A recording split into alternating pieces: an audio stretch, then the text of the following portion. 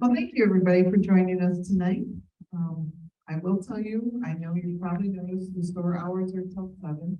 There will be a register open until about 8:30. So if for some reason you find something else you want to buy, you'll have a few extra minutes to get over there. So, but don't feel guilty. So they do want to go home. But thank you very much for joining us. I have been looking forward to tonight for a long time. In fact, when we thought it was going to be virtual. So this is just better yet. So I would love to invite Stephen up here, and he's going to talk about his new book, Broker of Lies, and then he'll take some questions. So make sure you get your questions ready. Thank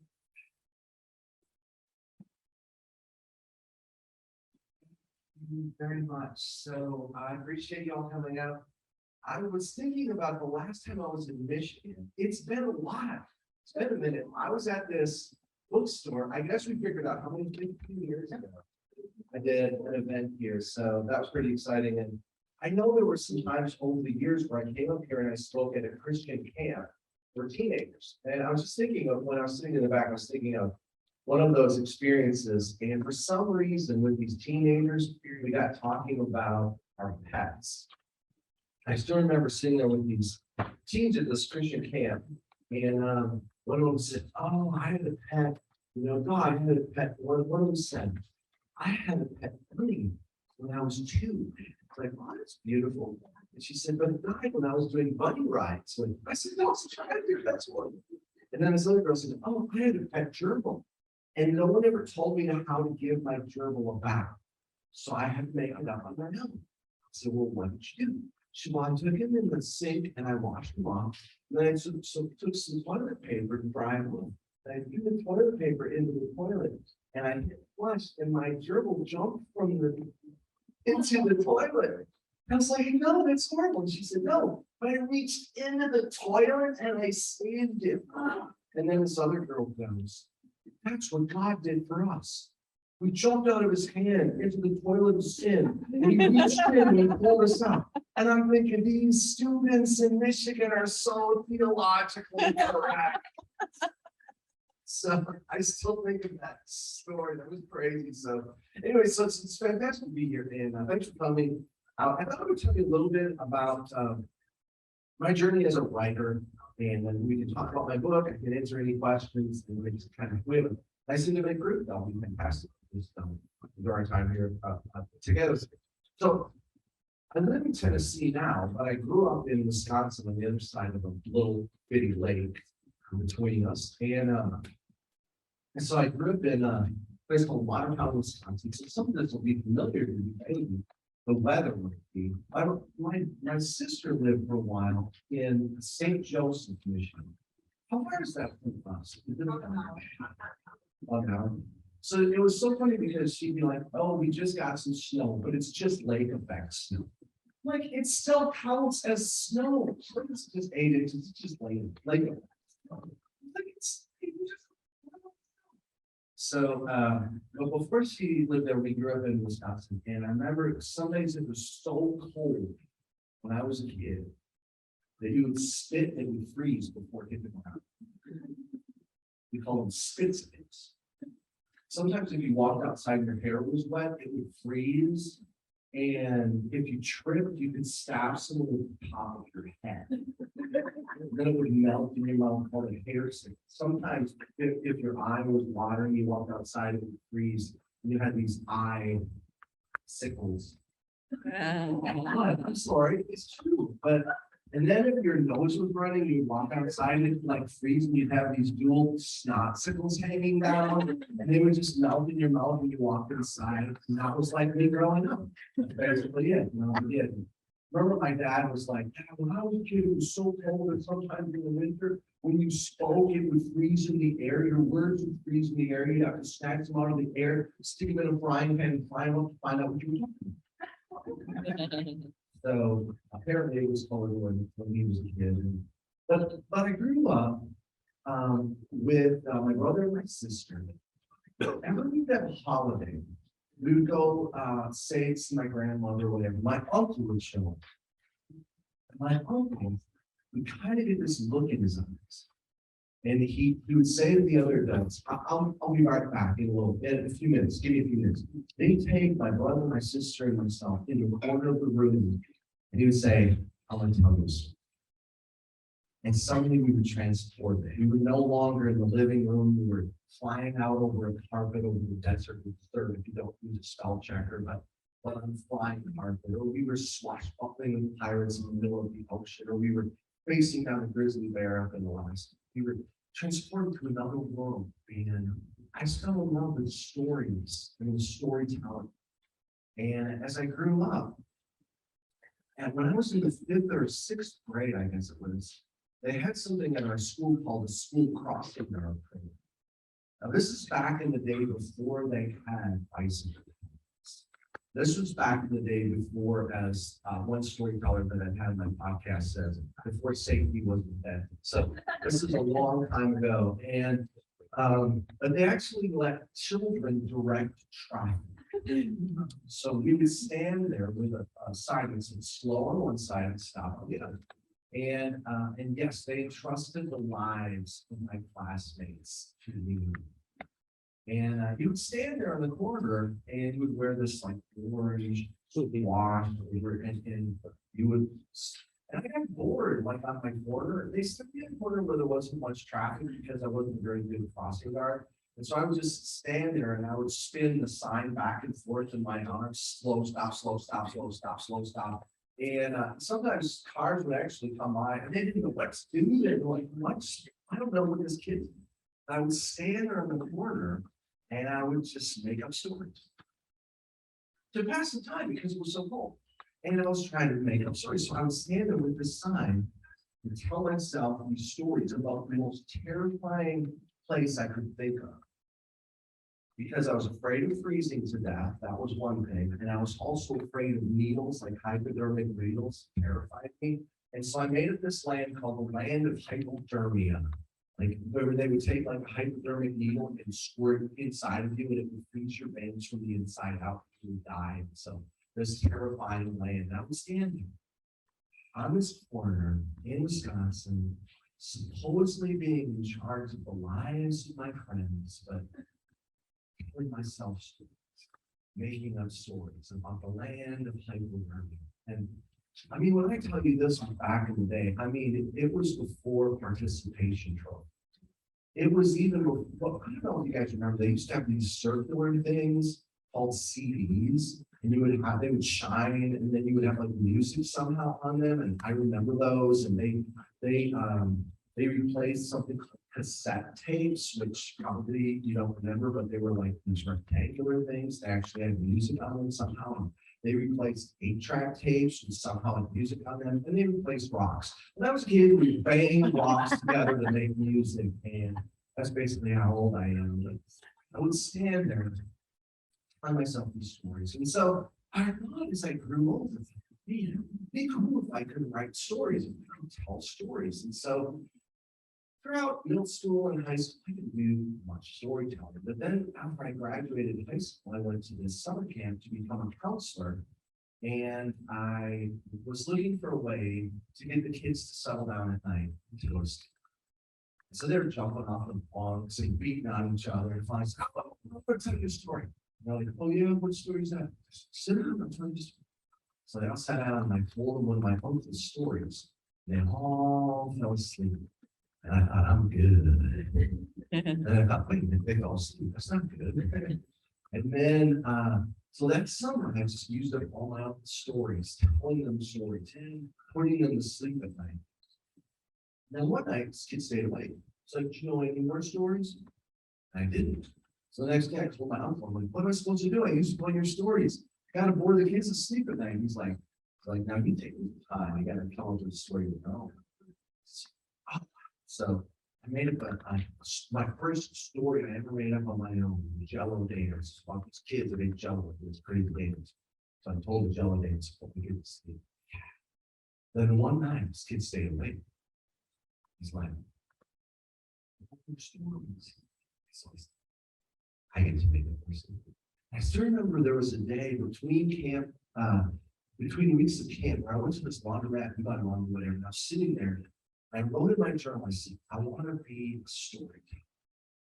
I didn't know what it would look like. I didn't know if I'd be writing stories or telling them. I didn't know, but I was like, storytelling for me is a huge part of my life. Like it needs to be, because it's sort of my own shape to be. And so I remember I was in college and I started learning stories to tell the kids.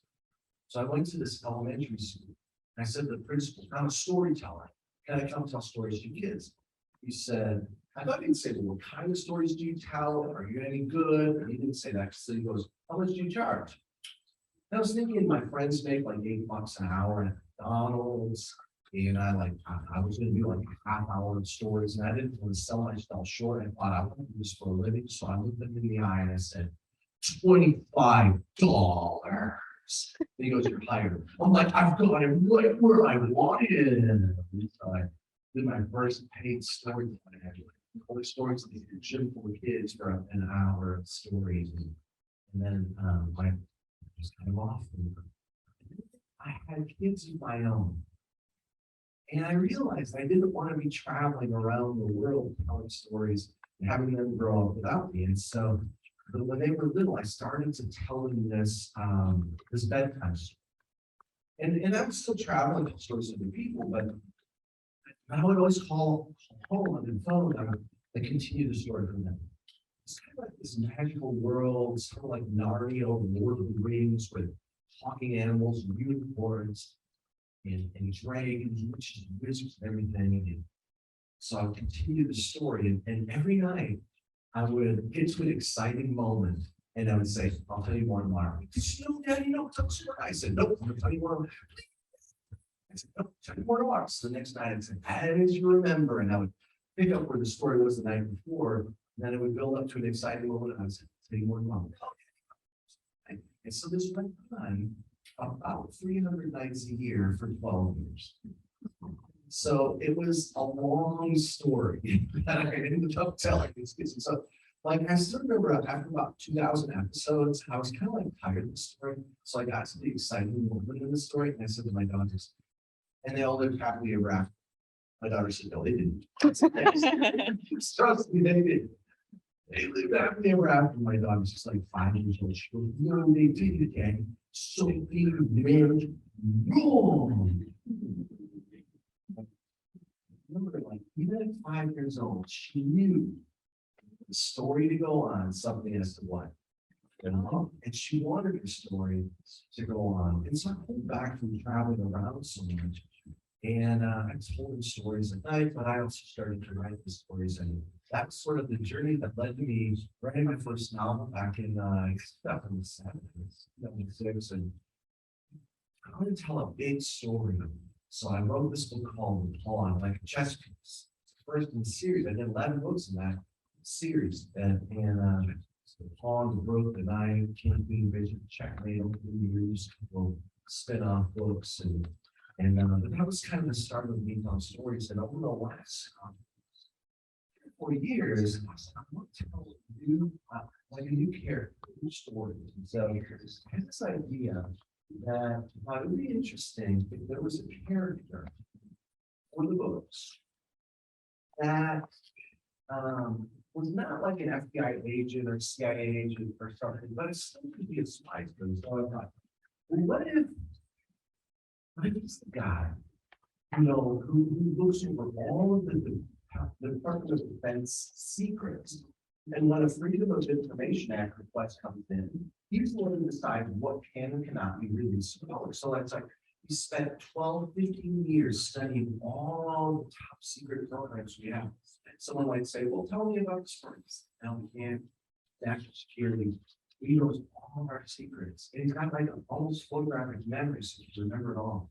Well, as you can guess, things do not go well in the end because something must what? Go Go wrong. wrong. And so, yeah, so he knows all these secrets, but of course, another foreign power finds out about him. They send some people trying to abduct him. So he ends up on the run, has to stop a terrorist attack with another operative.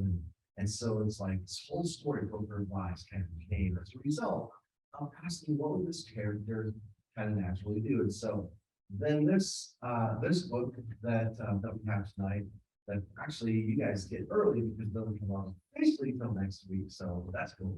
But anyway, so Broker Flies was the first with this new character, and then of course with the next book, which I'm finishing up some edits on, I was working on that. I kept asking myself that question: why could go wrong? Interesting character, interesting setting. Let's put them through the ringer. And so when I write my stories, I don't plan anything. I don't outline anything beforehand. I don't follow a template or formula or anything like that. Instead, I just kind of ask myself questions to try to uncover the story. And that's a little bit of my journey from being a kid on the corner in freezing cold, throwing spitzicles out of the ground, telling myself stories about the land of hypothermia, to finally writing this story that we're talking a little bit about tonight. So what I thought we would do is like, if you all want to ask any questions about my writing, my storytelling, or this book, I can answer those.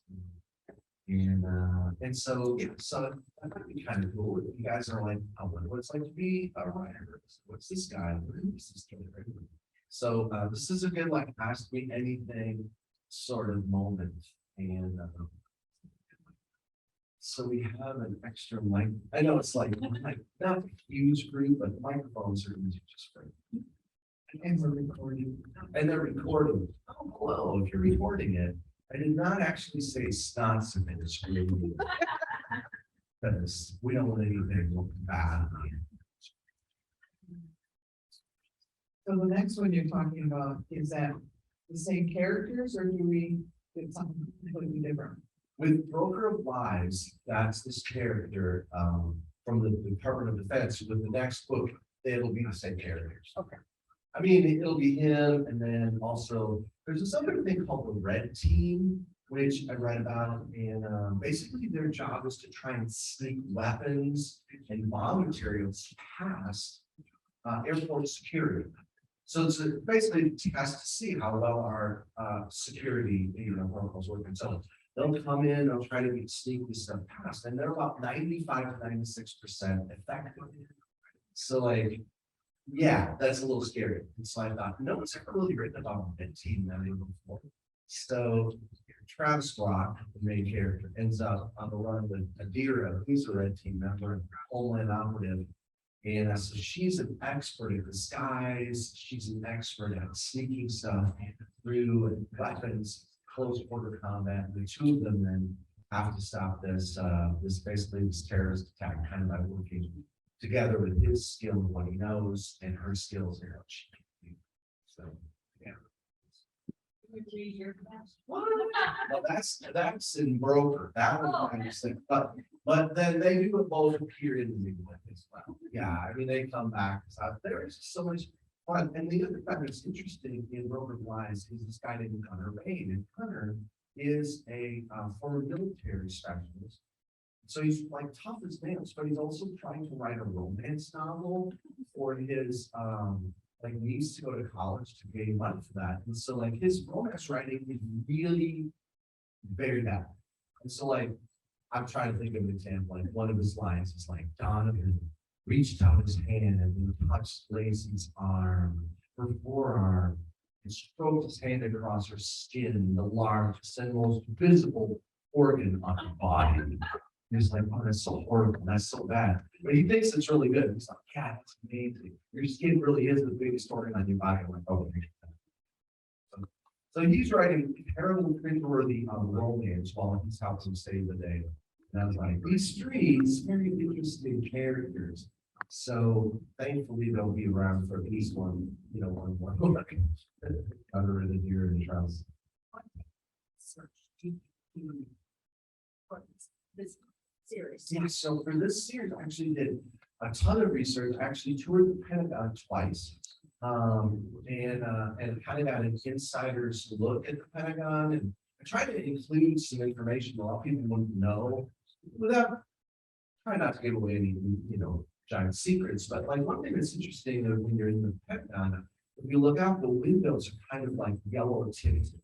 You don't necessarily know that when you're outside, but if you're inside the Pentagon, you look, it's because they're specially treated to stop different types of attacks and they're bulletproof, all these kind of things. So like in the book, you'll learn a lot of interesting facts about the Pentagon. Also, this place called Y12 in Oak Ridge, Tennessee, where basically they collect all of the enriched uranium that our country has. And so it's a place with the enriched uranium is. So I was able to take a brief tour of Y12. And so it was not just book research, but it was actually, I always feel like it's super important to be on the ground, like learn what only someone who was there could sort of write about. So I did Google and all those kind of searches and stuff. Mostly, I try to rely on actually meeting people who work at Pentagon, work at Y12, actually know what's going on. And so whenever you read this book, hopefully most all that information will be pretty much accurate, except again, without trying to give away too much. But in the basement of the Pentagon, the hallways kind of bend a lot, like turn. And you might say, well, why do they do that? Well, they do that so that no one can sprint down the hallway, like to try and take over or something like that. So if there was ever attack, it would make those people who are attacking have to move at a slower pace. So that it would be easier to apprehend, stop, things like that. So it's like those kind of fun facts kind of find their way into a lot of research with this guy. Yeah, it took me, this book probably took me 2 or 3 years to write. Whereas normally I would spend about a year.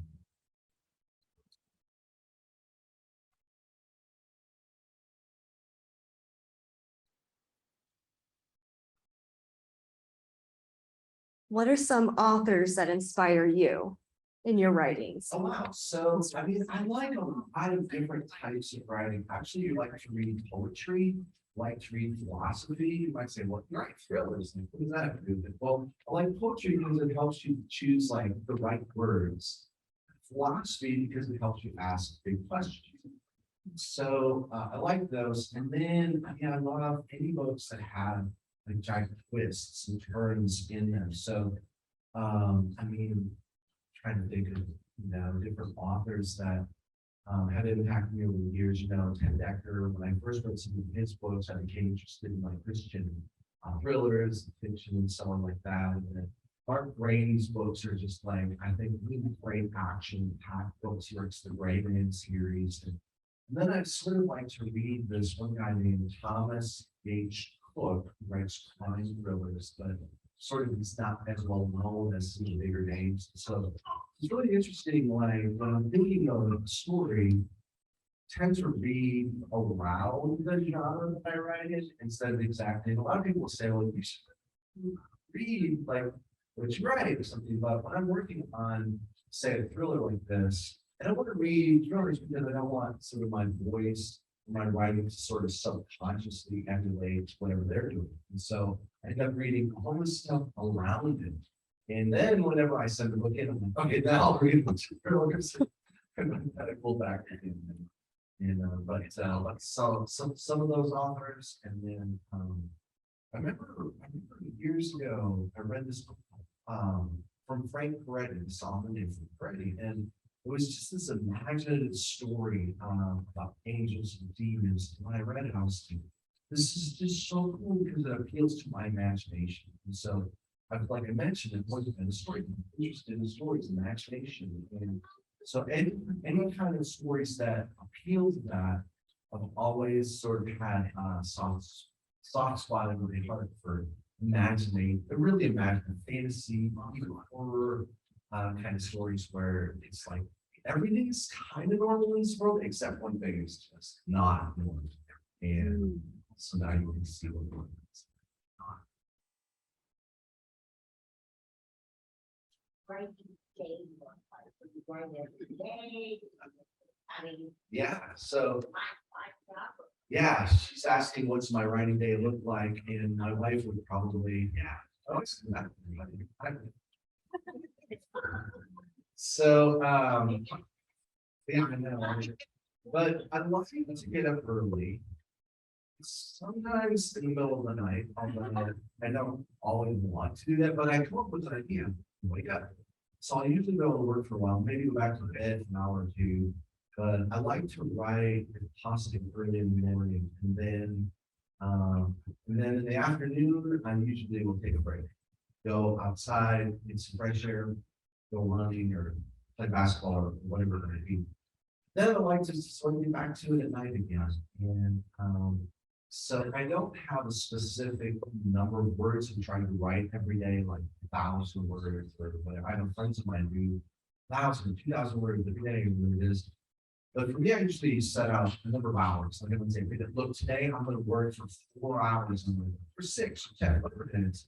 Then I have a timer, and I literally will start the timer when I go to work. And if I want to get a cup of coffee, I'll stop it. So it's like actual manuscript time. And come back, start it again. So, so some days, I mean, it's kind of tricky. If I get 5 hours in by 1 o'clock, that's a really good day for me. I mean, I think, well, you don't just start. That's 8 to get 5 hours in by 1, but you can't because, like, as soon as you take any break, and stop. So usually you got to start about 5:30 to get 5 hours in by 1, and then I take a break and then come back to it at 9. So, of course, there are peaks where it gets a little longer though. Like when a book is finally due. Remember the last book I was working on, I sent in February, beginning of February, and the last 5 days I did 62 hours writing and editing on that book. So that was always hard on their days. I like 12, more than 12-hour days working on just that book every minute, you know, and actual that was anyway, yeah, because there's a certain moment where I'm writing a book and I'm like, okay, look, I need to keep the whole story in my mind. So if I just work for a couple hours, I can get from things. And so I want to dive in, be super present, but it's mentally exhausting. And somebody that wants to know, is this series gonna be as long as the Patrick Bowers series, or do you already know it's going to be? That is up to you. If you keep buying them, I'll keep writing them. I think we have the potential to do a number of really exciting books in this series. And so I don't know, how long it will be, but I already have ideas for the 3rd book, so I'm hoping that I can get started on it soon. But hopefully you'll fall in love with the characters and you'll want to tell your friends about it and be like, there'll be more books, but it's all up to you. So it's all up to you. No pressure. Here. On your personal journey. On your personal journey, what took you from Wisconsin to Tennessee? Oh, that's a good question. So, yeah, I was in Wisconsin and then I heard about this master's degree program in storytelling that they offered in Tennessee. So I was like, that's really interesting. What is that about? So I flew down and met with people. I was trying to decide if I wanted to go back to school or not. And eventually I was like, yeah, I think I want to do that. So my wife and I, we two little ones, we moved down from Wisconsin to Eastern Tennessee so that I could study for this master's degree program in storytelling. So I finished that in '97 and fall in love with the area. We couldn't think of that reason. But really, I mean, we were like, our friends are here. We love this area, beautiful country. And so we ended up staying. But it was really that master's degree program that really got from the Midwest down to Tennessee and away from the spitballs and the stunts and all this. Wondered if it was the weather. Yeah, yeah. No, we live near the Appalachian Mountains, kind of the base of the mountains, and you get to the Appalachian Trail and maybe every 15 minutes, well, probably 15 or 20 minutes actually from my house. We go hiking and running. You probably say how do you say it? Appalachian. Appalachian? Yeah, we say it, Tennessee, we say it. Is what? Well, we say it right though.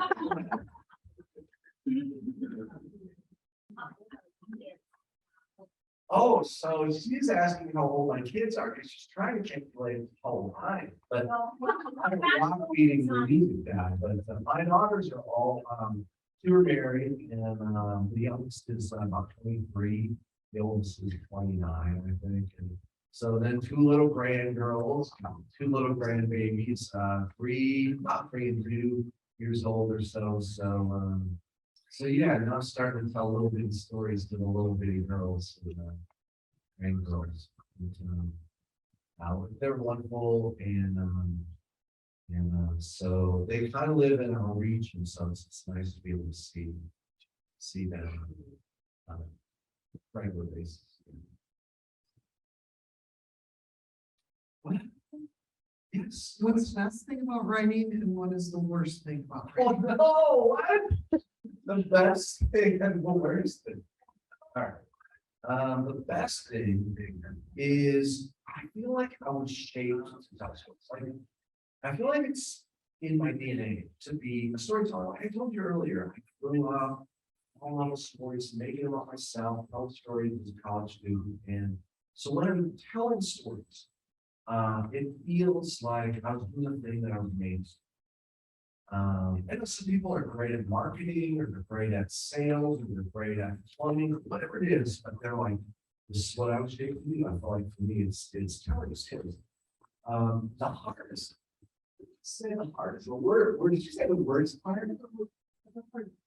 The worst part is looking at your royalty check. No, it's not. But no, I mean, one of the tough things is actually because writing is so private. Because so for a novel, it might take me 1,000 to 1,500 hours, let's say, to write. Okay, so that's 1,000 hours of voluntary solitary confinement. I can't. I'm talking to people. I've got to be focused. Close the doors. I'm in the corner of my basement and I'm working. I write standing up, so I'm standing there at my desk in the basement for 8 hours or 10 or 3 or whatever it is that day, and I'm writing and working on my novel. And so it can get long and lonely after a while. You're just like, I hope you like this, because literally it's been a year of my life. Then you see a review and someone didn't like it. No, please. So it can get kind of long and hard. You just have to persevere, you know. So while I feel like I'm able to do it, also like getting out to actually meet people in the world. It's like and they're amazing, and they're not in my head, which is crazy because most people I know are just in my head.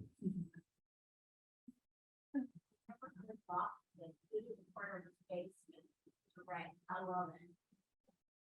Yeah, I'm kind of sitting. I just find that I think better on my feet for writing.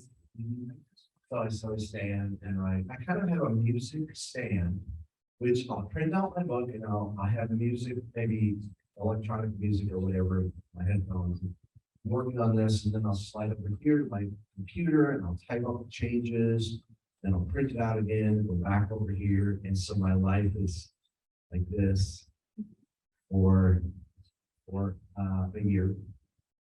Then So do you handwrite? You kept using a lot of motions about writing. Do you handwrite at all, or do you type it first, print it out, and then work on it I tend to probably do more handwriting than some of my friends and peers do. I don't compose at the keyboard especially well. So if I'm working on a new scene, I might take a pen and notebook and go and jot ideas down and then type them up.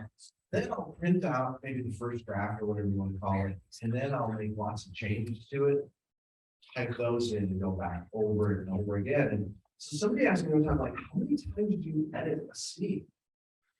And it varies some, but I remember I was working on one of my books called Placebo. And I thought, I'm gonna keep track of how many times I go through the first chapter, just to find out like how many times I edited. And so I stopped keeping track when I hit 50. So that opening chapter has at least 50 times that I revised it, went through it. So I don't keep track anymore because it's too depressing. So, That's about our whole thing. Oh, thank Super you. excited about this one. I love that about it. I want to know, would you ever consider bringing Tessa back as a character, like, of her own series? Tessa can have a, like, side role in there. We can get to know what's going on with him. That is so fun. You are not the first person to ask. For a series with Tessa, I have thought about it over the years and I've got an idea in mind. I don't have a contract to do it right now, but it's not, we're not saying no. If there's a very interesting idea that I think would be a perfect kind of fit for her story and just what you asked. So there's this teenage girl in the Bauer series who, her name's Tessa, and she's Patrick's sort of stepdaughter at the beginning, but daughter toward the end. She's just this kind of sassy, but smart, quick-witted girl, a little dark, a little haunted, and she's just a really interesting character, I think. So a lot of people over the years have asked for her to have her own series or one book. So, yeah, I do actually have it in mind. It's just I haven't written it yet. So I'm counting on Dave. I hope so. That'd be fun, yeah. Thanks for asking that. Yeah, it's new. Do you base any of your characters off of real people, or do you make most of them up? It's interesting you ask that because I don't base them on any people. Like I don't base them on any actual people. I also don't feel like I'm making them up. So when I'm working on a character, it's almost like I'm getting to know them and somehow they seem to exist. And the more I write about them, the more I get to know them and how they might respond in certain situations. But I don't feel like I'm making them up out of thin air as I'm writing about them. I'm like, why did you gone to Boston College? That's interesting. And so then I'll just write and then I'll remember they went to Boston College. That's fascinating. Or someone, character might say something like, I don't know, this is interesting, but find out what's going on. And so it's a little strange, my brain, but I feel like kind of like when covering a story instead of creating a story. There's a saying, I think the Arapaho people have a saying that all the stories that ever have existed are basically out there. And once in a while, a story will find you. And when a story finds you, it's your job then to bring it to the world. Which I think is kind of cool. And I kind of feel like that. Like sometimes it feels like a story has found me. And I'm like, okay, it's my job then to write it, to share it, to tell it. And but yeah, it's this sort of kind of strange thing. Like they say, well, how are you not making it up? Where does it come from? I don't know. It's there. So. Oh yeah. Go ahead. No, Christina, just go. Oh, But fighting. okay.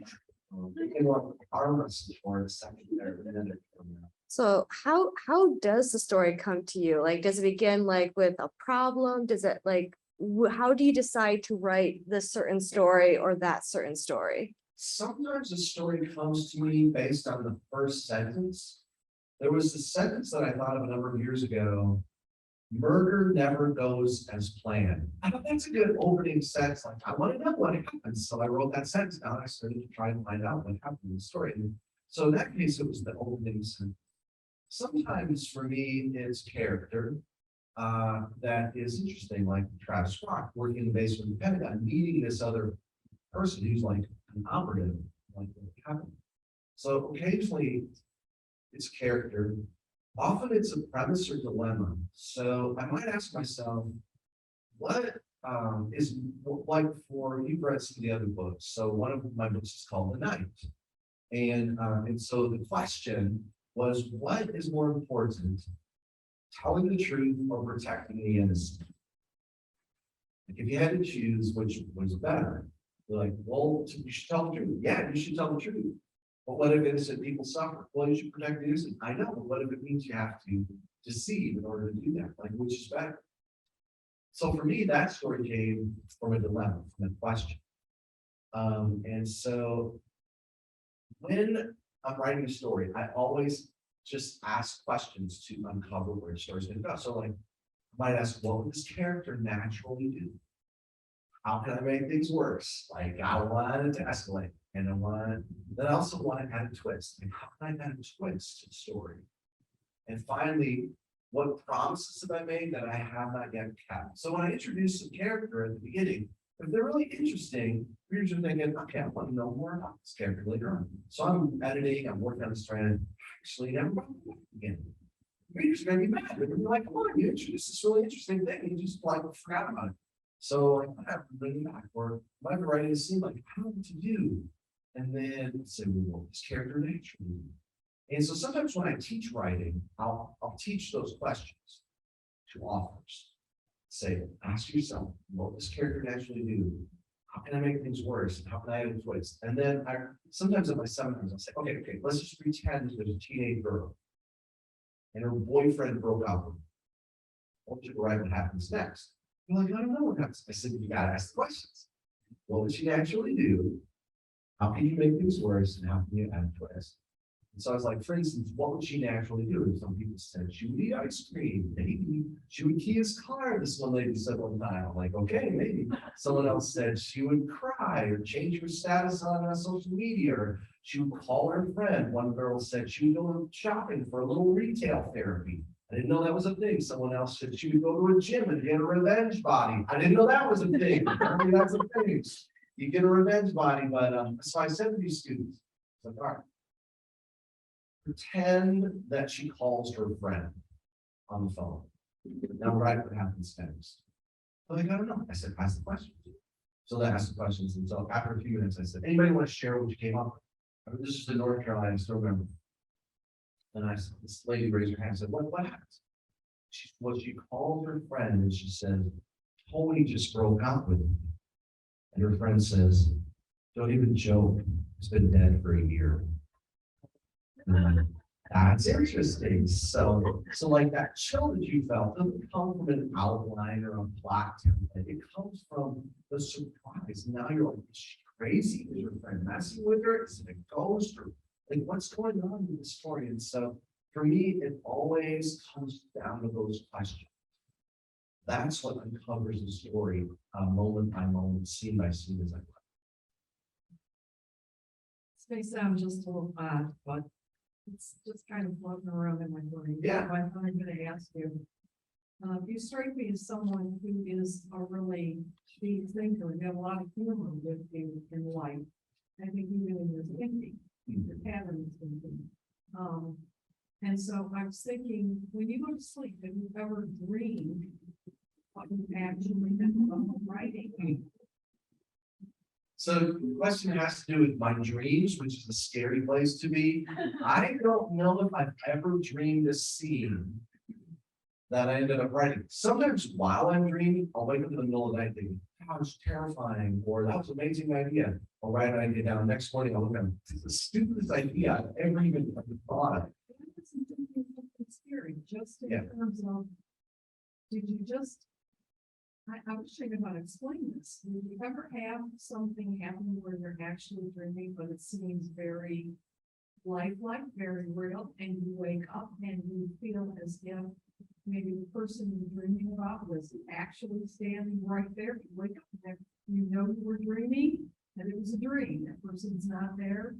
I'll just say I had very vivid dreams, and I don't always know they're dreams. So sometimes I'm dreaming and I think it's very real and it's very vivid, and I'll wake up sometimes to my own shock and surprise that it was a dream. So I don't know if that answers it. But yeah. To several, but you have the way your mind works. It's crazy. It's I frightening. think it's pretty interesting myself.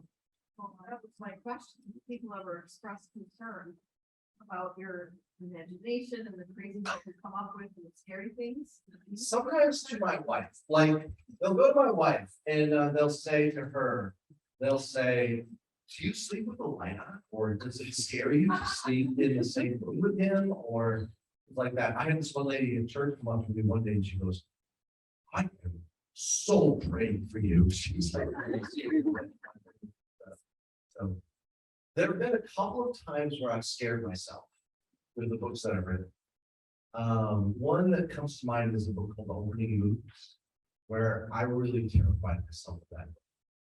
I remember I was editing it, and as I was editing it, one day I realized that I was like biting my fingernails, like. As I was editing it, I'm like, I already know how it ends. Like, what is wrong with me? But I was just like, I'm like literally biting my fingers. I know this story. I hope this story. I'm still scared. So yeah, it happens occasionally where I just scare myself. The only other thing I wanted to say, and I'll pass the mic on, I really enjoyed in the beginning when we were talking about the hallways of the Pentagon and the windows. Yeah. I thought to myself, I remember thinking, is this the research he did, and is this really a fact? So hearing you talk about it up here, made it even more real for me, because I thought I'd never been to the Pentagon. I would like to go to the Pentagon, especially after the way you talked about it. And so I really appreciated that. I just wanted to let you know that. Thank you. No, I do try to include accurate information as much as possible. And so I really appreciate everyone coming out tonight and hanging out, asking questions. We'll be here, I'll be here. So I'm glad to sign a book if you want to. And also I can answer any other questions if you want to while we hang out. But also thanks to you for inviting me here and for everyone coming. And if you're listening online, Snotsicles, that I just made that. No, I didn't actually make that.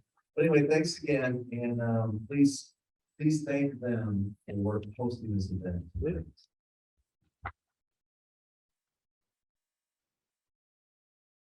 Thank you. I appreciate you coming. So once again, there is a register open if you haven't had a chance to purchase your book or if there were other things you needed. Otherwise, we're good. Stephen signed, set up in the back there. So, and then you get your book signed and if you think of a question at that time. So, and thank you for those that joined us on Facebook that I didn't know were joining us on Facebook. So thanks for joining us. Have a good night.